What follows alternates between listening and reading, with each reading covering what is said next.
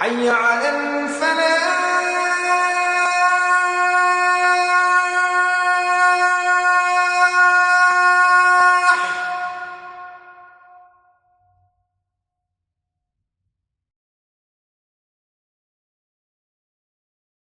نبی پاک صلی اللہ علیہ وسلم کے صحابہ نے حملہ کیا حاتم تائی جس قبیلے میں رہتا تھا اس قبیلے پر. حاتم تائی کا جو بیٹا تھا عدی بن حاتم وہ قبیلہ چھوڑ کے بھاگ گیا. کہنے لگا میں مسلمانوں کا مقابلہ نہیں کر سکتا لہٰذا بھاگ رہا ہوں. حاتم کی جو بیٹی تھی وہ کہنے لگی میں سردار کی بیٹی ہوں اور بڑے گھرانوں کے لوگ بھاگا نہیں کرتے مقابلہ کرتے. میں قوم کے ساتھ جیوں گی قوم کے ساتھ مروں گی. صحابہ کرام علیہم رضوان نے جب حملہ کیا تو وہ قبیلہ گرفتار ہوا تو بیٹی بھی گرفتار ہو کے آئی. ابن اسحاق ابن ہشام دونوں میں آپ کو روایت ملے گی. حاتم تائی کی بیٹی کہتی ہے میں نے دل میں خیال کیا کہ میں معاذ اللہ مسلمانوں کے نبی سے ایسے سوال کروں گی کہ انہیں جواب نہیں آئے گا. نقل کفر نہ باشا ایسی باتیں کروں گی. اور کہتی ہے میری تنی ہوئی گردن تھی اکڑی ہوئی. بادشاہ کی بیٹی تھی اور زمانہ جانتا تھا. کہتی جب میں مسجد نبوی میں داخل ہوئی نا تو چونکہ میں تلوار چلاتی تھی تو صحابیات جو جنگ میں شریک تھی انہوں نے میرے ہاتھ پیچھے باندھ دیے. کہتی جب مسجد نبوی میں حضور کے سامنے گئی تو میرے اندر ایک بھوچال تھا باتوں کا یہ کر دوں گی وہ کر دوں گی. لیکن کہتی ہے اندر داخل ہوئی میرا سر ننگا تھا. اللہ کے رسول علیہ الصلوۃ والسلام نے نا اپنے کندھوں سے چادر اتاری اور کہتی ہے جیسے ہی وہ چادر میرے سر پہ آئی نا میری گردن بھی جھک گئی میری آنکھیں بھی جھک گئی. وہ ختم ہو گئی بات ضرورت نہیں رہی.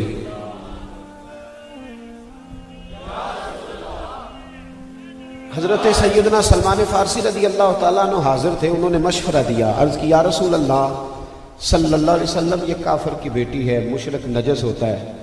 حضور میں اپنی چادر نہ پیش کر دوں سر ڈھانپنا ہے تو آپ کی تو چادر پہ قرآن مجید کی آیات نازل ہوتی ہیں مدثر اور مزمل والی چادر اپنی نہ دے دوں یہ کافر کی بیٹی ہے. تو اقبال اسرار بے خودی میں کہتے ہیں کہ میرے مصطفیٰ کریم نے تاریخی جملے کہے. محبوب فرمانے لگے سلمان چپ کر جا بیٹی کافر کی بھی ہو تو بیٹی ہوتی ہے. بیٹی تو بیٹی ہوتی ہے. بیٹیاں تو سانجھی ہوتی ہیں. بیٹیاں سانجھی ہوتی ہیں وہ بیٹیاں ایک جیسی ہوتی ہیں. آج تو لوگوں نے پھیتا پکڑا ہوا ہے نا بیٹیوں کے قد ناپتے پھرتے ہیں. کہتے ہیں 1 انچ قد بڑا ہوتا تو میں اپنے بیٹے کے لیے لے لیتا ڈر اللہ تعالیٰ سے. کیا کہہ رہا ہے آج تو لوگوں نے آج تو تھرمامیٹر لے لیا نا معاذ اللہ ہاتھوں میں کہ اگر تھوڑا سا رنگ اور گورا ہوتا تو میں اپنے بیٹے کے لیے بیاہ لیتا. اور آج تو سگے بھائی کی بیٹیاں گھر میں بیٹھی ہیں لیکن اس کے پاس بیچارے کے لیے دینے کے کچھ نہیں. جہیز نہیں دے سکتا تو بیٹی کی قدر ہی نہیں. میرے محبوب نے فرمایا بیٹی تو بیٹی ہوتی ہے. بیٹی تو بیٹی ہوتی ہے. حاتم تائی کی بیٹی کہتی ہے اب نبی پاک صلی اللہ علیہ وسلم کی سے کرنے کے لیے میرے پاس بچا کچھ نہیں کہ میں بات کروں. حضور فرمانے لگے تیرے باپ کے اندر اچھی عادتیں تھیں تو بتا کیا چاہتی ہے تجھے آزاد کر دوں. تو وہ عرض کرنے لگی حضور صرف میں نہیں آزاد ہوگی میرا سارا قافلہ بھی چھوڑنا پڑے گا. تو محبوب نے فرمایا تو بڑے سخی کے پاس آئی ہے جا تیرے سارے قبیلے کو آزاد کرتا ہوں. وہ آزاد کر دیا. جب واپس گئی تو اس نے اپنے بھائی کو بلایا. کہنے لگی بھائی میں جس سے مل کے آئی ہوں وہ بادشاہ نہیں ہے وہ اللہ کا نبی ہے. وہ بادشاہ نہیں وہ اللہ کے نبی ہے صلی اللہ تعالی علیہ. تو چلا جا. تو عدی بن حاتم کہنے لگا میں وہ نہیں ہوں جو عورتوں کی باتوں پہ لگ جاؤں گا. پہلے جاؤں گا تحقیق کروں گا اگر میری سمجھ میں بات آئی تو کلمہ پڑھوں گا. کہا جا کر لو تحقیق. عدی کہتے میں آیا اور جب میں پہنچا نا نبی پاک صلی اللہ علیہ وسلم مسجد میں بیٹھے تھے. او بھائی میرے جیسے پیر کا پروٹوکول ہی کئی سانس نہیں لینے دیتا. مریدوں کے سانس ابھی میں تھا ایک جگہ تو یوں کر کے 2-3 سانس کھڑے ہوتے. اور میں نے کہا بیٹھ جاؤ بھائی. اللہ کے رسول علیہ السلام نے فرمایا ہمارا ادب اس طرح نہ کرو جس طرح اجمی بادشاہوں کے لوگ ان کا ادب کرتے ہیں. کیا اس میں مسئلہ ہے؟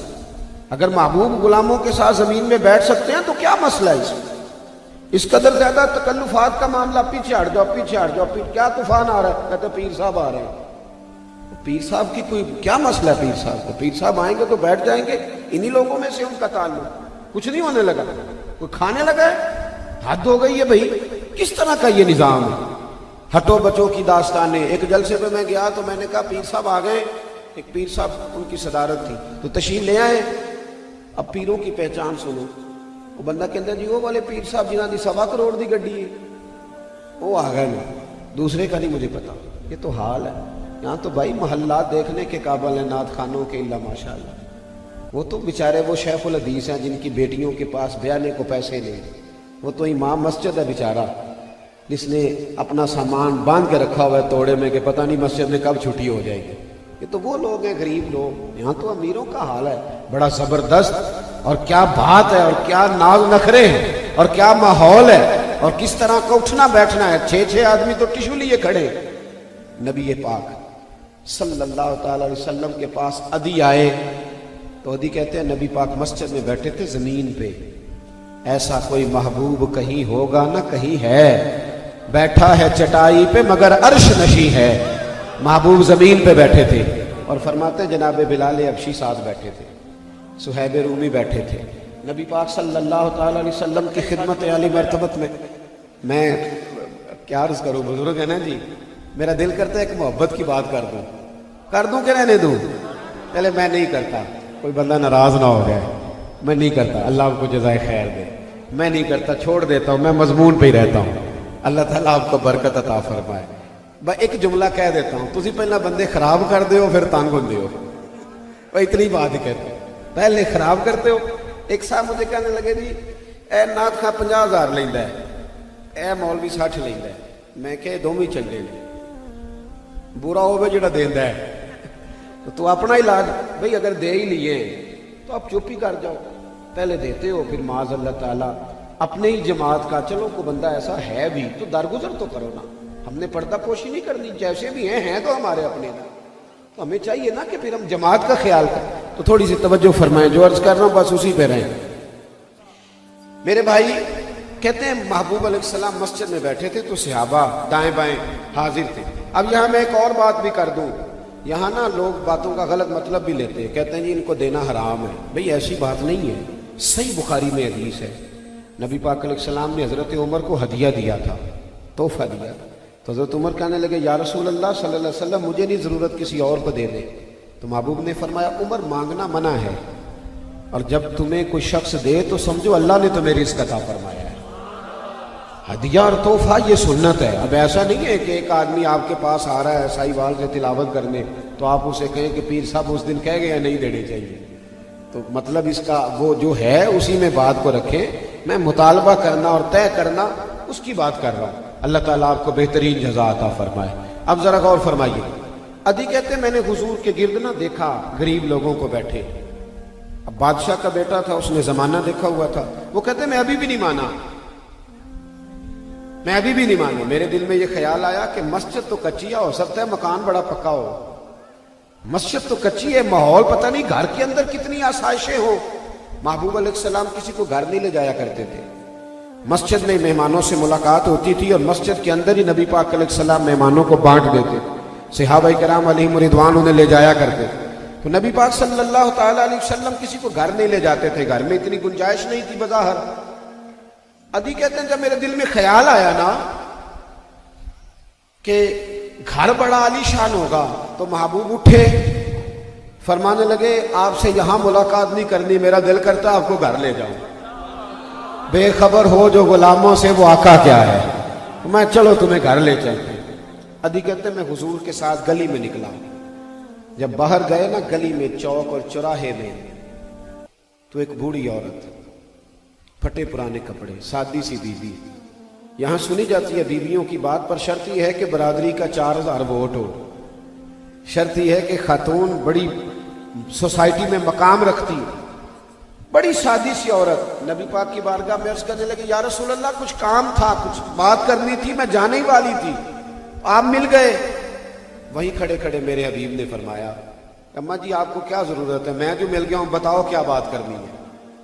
तो अदी कहते दीवार का थोड़ा सा साया था, महबूब ने बूढ़ी अम्मा को साये में खड़ा कर लिया, खुद हुजूर धूप में खड़े हो गए। बूढ़ी अम्मा को साये में खड़ा कर। यहां तो भाई अब्बा भी गरीब हो तो लोग उसकी इज्जत नहीं करते, अब्बा जी ने भी इज्जत करानी हो तो दौलत होनी जरूरी है।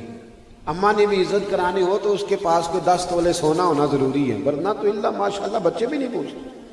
तो महबूब खड़े हो गए, ढेरों बातें उस अम्मा ने की, हुजूर ने उसको तसल्ली बख्श जवाबात दिए। फारिग होकर फरमाया अदी चलो।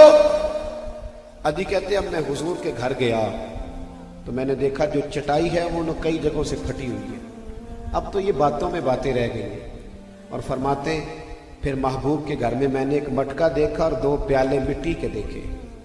हुजूर खुद गए दूसरे उजरे में और वहाँ से कुछ खजूरें और सिरका लाए। फरमाते मैंने हुजूर का लिहाफ देखा तो बड़ा पुराना।